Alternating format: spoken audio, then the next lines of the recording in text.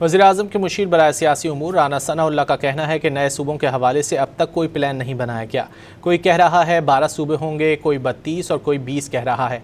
राना सना ने कहा कि मुक़्तदरा ने अभी तक हुकूमत से सूबों के मामले पर कोई गुफ्तगू नहीं की, ना ही ये मामला अभी तक काबीना या पार्लियामेंट में ज़ेर बहस आया है।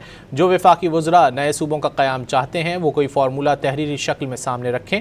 अवामी सतह पर सूबों से मुतालिक कोई मकबूल डिमांड नहीं है।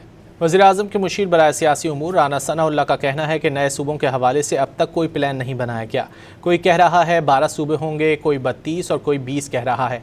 राना सना ने कहा कि मुक़्तदरा ने अभी तक हुकूमत से सूबों के मामले पर कोई गुफ्तगू नहीं की, ना ही ये मामला अभी तक काबीना या पार्लियामेंट में ज़ेर बहस आया है।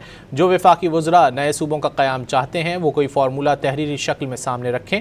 अवामी सतह पर सूबों से मुतालिक कोई मकबूल डिमांड नहीं है।